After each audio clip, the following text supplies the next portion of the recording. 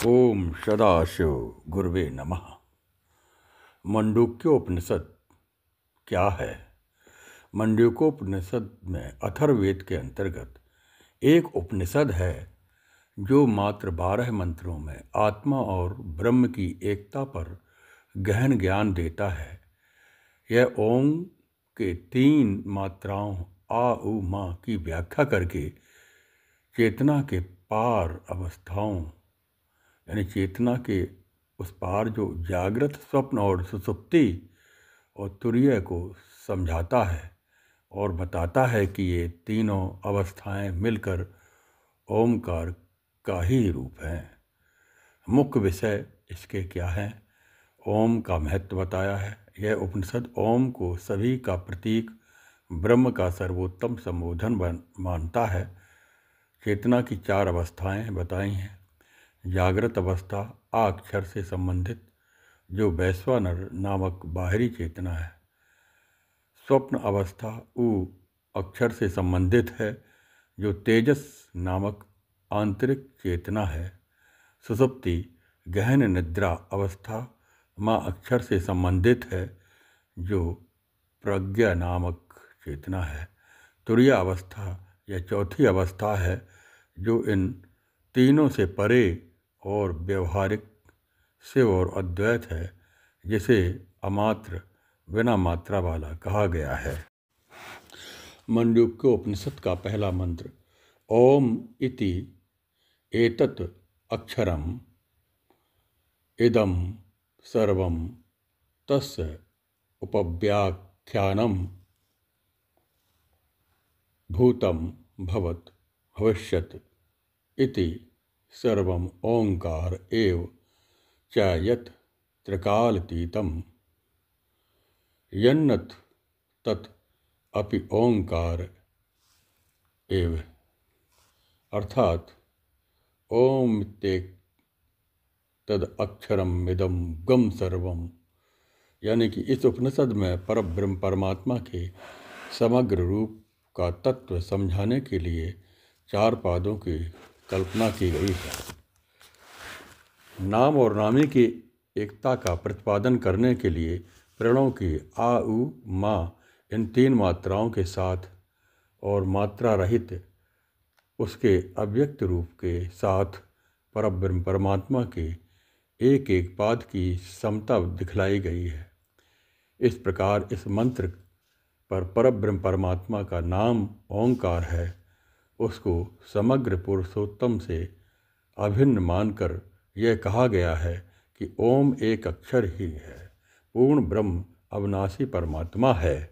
यह प्रत्यक्ष दिखाई देने वाला जड़ चेतन का समुदाय रूप संपूर्ण जगत इन्हीं का उपव्याख्यायिनी अर्थात उन्हीं की निकटतम महिमा का निदर्शक है, जो स्थूल और सूक्ष्म जगत पहले उत्पन्न होकर उनमें विलीन हो चुका है और जो इस समय वर्तमान है तथा जो उनसे उत्पन्न होने वाला है, वह सब का सब ओंकार ही है, अर्थात परब्रह्म परमात्मा ही है।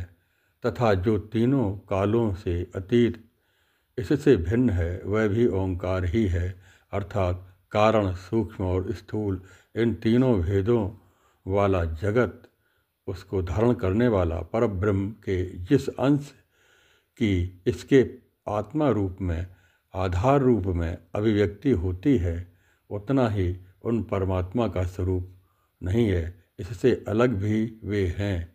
अतः उनका अभिव्यक्त अंश और उससे अतीत भी जो कुछ है, वह सब मिलकर ही परमात्मा यानी परब्रह्म परमात्मा का समग्र रूप है। अभिप्राय यह है कि जो कोई परब्रह्म को केवल साकार मानते हैं या निराकार मानते हैं, वह सर्वथा निर्विशेष मानते हैं।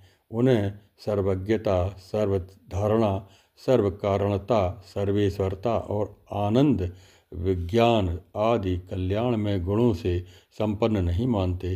वे सब उन परब्रह्म के एक एक अंश को ही परमात्मा मानते हैं। पूर्ण ब्रह्म परमात्मा साकार भी है और निराकार भी है। साकार और निराकार दोनों को ही हमें समझना है। यानी दोनों से रहित भी है। संपूर्ण जगत उन्हीं का ही स्वरूप है और वे इससे सर्वथा अलग भी हैं।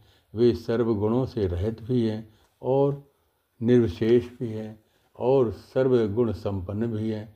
यह मानना ही उन्हें सर्वांगपूर्ण मानना है।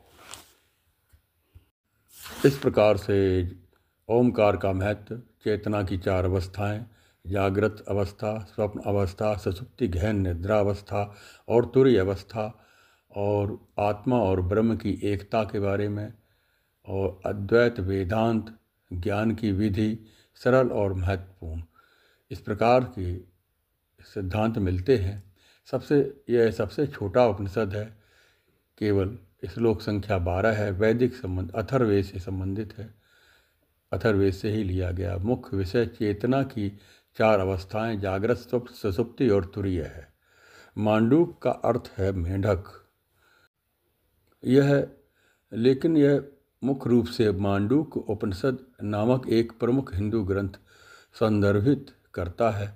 इस उपनिषद का नाम ऋषि मांडूक के नाम पर पड़ा है, यानी मांडूक ऋषि के नाम से है। इसमें ओम मंत्र की व्याख्या करते हुए चेतना की 3 अवस्थाओं को, जागृत, स्वप्न और सुषुप्ति, तुरीय चौथी परम अवस्था का वर्णन किया गया है। यही इसमें आता है मांडूको उपनिषद में। यह उपनिषद संस्कृत भाषा से लिखित है। इसके रचयिता वैदिक काल के ऋषियों को माना जाता है। इसमें आत्मा और चेतना की 4 अवस्थाओं का वर्णन है। इस प्रकार से इसमें विस्तार से हम देखें तो पहली जागृत अवस्था वह अवस्था है जिसमें बाहरी जगत को देखते, सुनते और अनुभव करते हैं। यहाँ आत्मा और इंद्रियों के माध्यम से संसार को जानती हैं। उसे वैश्वानर कहा गया है, अर्थात बाहर की ओर चेतन। दूसरी स्वप्न अवस्था तेजस है। जब शरीर सो रहा होता है तब मन में विचारों और कल्पनाओं की दुनिया चलती है। आत्मा भीतर की ओर मुड़ी होती है, लेकिन चेतना अभी सक्रिय रहती है। इसे तेजस कहा गया है, जो अंदर के प्रकाश, कल्पना, स्मृति से दीप्त है। तीसरी सुषुप्ति अवस्था प्राज्ञ, यह गहरी नींद की अवस्था है जिसमें ना कोई सपना है और न कोई जागरूकता है, लेकिन आत्मा विद्वान रहती है। वह सब जानती है कि परम अज्ञात भाव में इसे प्राज्ञ कहा गया है, सब कुछ जानने वाला लेकिन अनुभव रहित। तुरीय अवस्था चौथी अवस्था है। तुरीय वह अवस्था है उपनिषद में सबसे बड़ा रहस्य है। यह ना तो जागृत है, न स्वप्न है, न सुषुप्ति है। यह उन सबसे परे एक केवल एक शांति, अद्वैत, असीमता और आनंद की अवस्था मानी गई है। ये उपनिषद में सबसे बड़ा रहस्य है कि स्वप्न न सुषुप्ति, सबसे परे वह केवल शांति, अद्वैत, असीमता और आनंद की स्थिति। यहाँ आत्मा और ब्रह्म एक हो जाते हैं। तुरीय अवस्था ही मोक्ष है। इस उपनिषद में कहा गया है कि विश्व में एवं भूत, भविष्य, वर्तमान कालों में तथा उसके परे भी जो नित्य तत्व सर्वत्र व्याप्त है वह ओम ही है। यह सब ब्रह्म है और वह आत्मा मांडूक उपनिषद में कहा गया। अथर्ववेद के ब्राह्मण भाग से लिया गया है। इसमें मांडूक उपनिषद के विषय रहस्यवादी शब्दांश ओम की एक व्याख्या है। इसमें मन को ध्यान में प्रशिक्षित करने की दृष्टि से स्वतंत्रता प्राप्त करने के उद्देश्य से धीरे धीरे, ताकि व्यक्तिगत आत्मा को परम वास्तविक के साथ जोड़ा जा सके। इस ध्यान का आधार विद्या ध्यान में समझाया गया है, जिसे वैश्वानर विद्या के नाम से भी जाना जाता है। यह वैश्वानर के रूप में नामित सार्वभौम होने के ज्ञान का रहस्य है। इसकी समझ का सरल रूप मानवीय गुणों का दैवीय अस्तित्व में स्थानांतरण है और इसके विपरीत इस ध्यान में व्यक्ति ब्रह्मांड को अपने शरीर रूप में देखता है। इस पर पिंडे सु ब्रह्मांडे, इस प्रकार से एक अवधारणा है।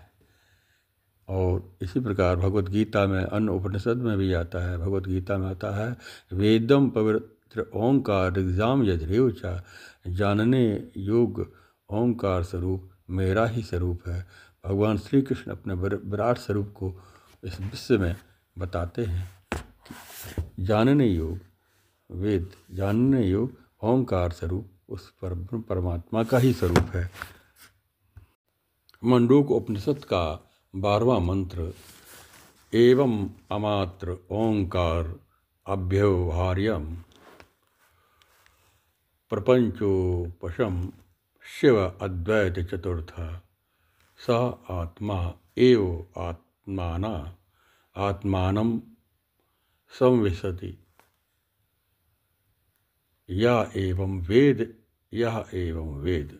यानी कि परब्रह्म परमात्मा के जो नामात्मक ओंकार का जो मात्रा रहित बोलने में न आने वाला निराकार स्वरूप है, वही मन वाणी का अविषय होने से व्यवहार में न लाया जा सकने वाला, प्रपंच से अतीत, कल्याण में अद्वितीय है, निर्गुण निराकार रूप जो है वो चौथा पाद है। भाव यह है कि जिस प्रकार 3 मात्राओं की पहले बताए हुए 3 पादों के साथ समता है, उसी प्रकार ओंकार के निराकार स्वरूप की परब्रह्म परमात्मा के निर्गुण निराकार निर्विशेष रूप चौथे पाद के साथ समता है। जो मनुष्य इस प्रकार ओंकार और परब्रह्म परमात्मा के अर्थात नाम और नामी की एकता के रहस्य को समझकर परब्रह्म परमात्मा को पाने के लिए उनके नाम जप का अवलंबन लेकर के तत्परता से साधन करता है, वह निसंदेह आत्मा से आत्मा में अर्थात परात्पर परब्रह्म परमात्मा में प्रविष्ट हो जाता है। जो इस प्रकार जानता है, इस वाक्य को 2 बार कह करके उपनिषद की इस प्रकार समाप्त सूचित की गई है। यानी परब्रह्म परमात्मा और उनके नाम की महिमा अपार है, इसका कोई पार नहीं जा सकता, यानी कोई पार नहीं पा सकता। इस प्रकरण में इस असीम पूर्ण परब्रह्म परमात्मा के 4 पादों की कल्पना करके स्थूल सूक्ष्म कारण इन तीनों सगुण रूपों की और निर्गुण निराकार स्वरूप की एकता दिखाने के लिए तथा नाम और नामी की सब प्रकार से एकता दिखाने के लिए एवं सर्वभवन, यानी इस प्रकार से बहुत ही गहन वैज्ञानिकतापूर्ण व्याख्या हमारे उपनिषदों में की गई है। इस सामर्थ्य रूप जो अचिंत्य शक्ति है वह उससे सर्वथा अभिन्न है, यह मात्र दिखाने के लिए की गई है, ऐसा एक अनुमान होता है। यानी ओम भद्रम कर्णेभिः शृणुयाम देवः भद्रम पश्येमाक्षभिर्यजत्रा स्थिरैरङ्गैस्तुष्टुवः गं सस्तनूभिर्यशेम देवहितं यदायुः। ओम इस प्रकार से संक्षिप्त में वर्णन किया। ओम।